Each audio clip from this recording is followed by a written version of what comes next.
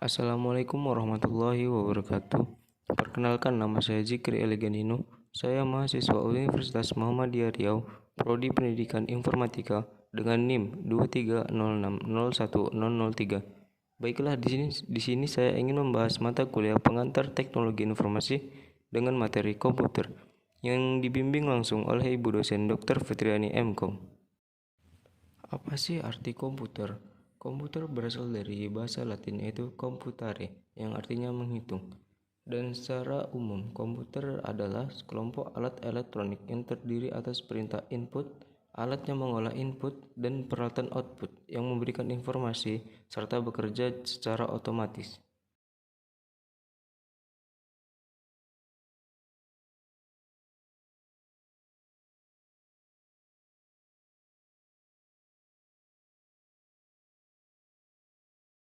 Bagaimana sih sejarah komputer berawal? Jadi, sejarah komputer berawal dari alat itu yang menjadi cikal bakal komputer bernama abacus. Mengutip laman sumber belajar Kemendikbud, abacus adalah alat hitung kuno yang dipakai bangsa Romawi kuno dan Yunani kuno. Abacus dipakai dalam penghitungan sehari-hari layaknya kalkulator di masa sekarang. Di sini saya akan menjelaskan pembagian-pembagian komputer. Yang pertama, komputer berdasarkan data yang diolah. Komputer analog digunakan untuk data yang sifatnya kontinu dan bukan data yang berbentuk angka. Komputer digital digunakan untuk data berbentuk angka atau huruf. Keunggulannya, memproses data lebih tepat, dapat menyimpan data selama masih dibutuhkan oleh proses, dapat melakukan operasi logika. Komputer hybrid, kombinasi komputer analog dan digital. Komputer berdasarkan ukuran.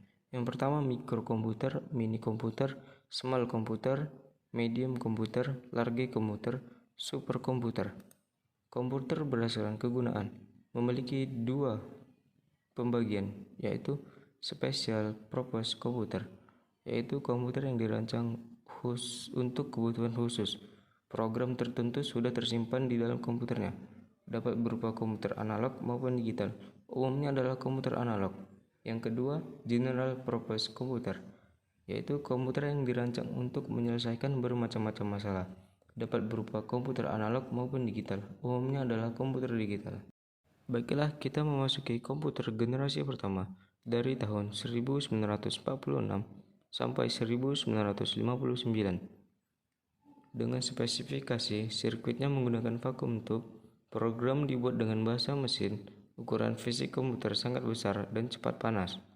Proses kurang cepat, kapasitas penyimpanan kecil, memerlukan daya listrik yang besar, orientasi pada aplikasi bisnis. Tercatat tahun 1946 oleh ENIAC, disebutkan bahwa komputer elektronik pertama di dunia yang mempunyai bobot seberat 30 ton, panjang 30 meter, dan tinggi 2,4 meter, dan membutuhkan daya listrik 174 kW. Selanjutnya memasuki komputer generasi kedua dari tahun 1959 sampai dengan 1964 dengan spesifikasi sirkuitnya berupa transistor. Program dapat dibuat dengan bahasa tingkat tinggi, COBOL, Fortran, dan Algol. Kapasitas memori utama sudah cukup besar. Proses operasi sudah cepat. Membutuhkan lebih sedikit daya listrik, berorientasi pada bisnis dan teknik. Komputer yang paling banyak digunakan pada generasi kedua ini adalah IBM 401 untuk aplikasi bisnis, IBM 1602 dan IBM 7094 untuk aplikasi teknik. Selanjutnya kita memasuki komputer generasi ketiga dari tahun 1964 sampai dengan 1970 dengan spesifikasi menggunakan IC Integrated Circuit. Pemrosesan lebih cepat, kapasitas memori lebih besar lagi, penggunaan listrik lebih hemat, bentuk fisik lebih kecil, banyak bermunculan aplikasi software. Tercatat 1964 IBM S-360, komputer generasi ketiga pertama digunakan untuk aplikasi bisnis dan teknik. Memasuki komputer generasi keempat dari tahun 1970 sampai dengan 1990 dengan spesifikasi menggunakan Large Scale Integration atau LSI. Dikembangkan komputer mikro yang menggunakan prosesor, dan semikonduktor yang berbentuk chip untuk memori komputer.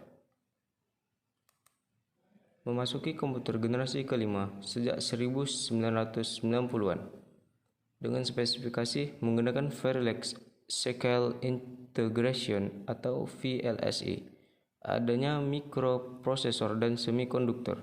Komputer pada generasi ini mengembangkan komputer yang bisa bercakap dengan manusia sehingga bisa meniru inteligensi manusia. Dikenal juga dengan sebutan generasi Pentium. Dan komputer generasi ke-6 abad 21-an. Generasi ini adalah generasi masa depan yang nantinya dikenal dengan generasi Titanium. Baiklah, kita memasuki materi data dan informasi.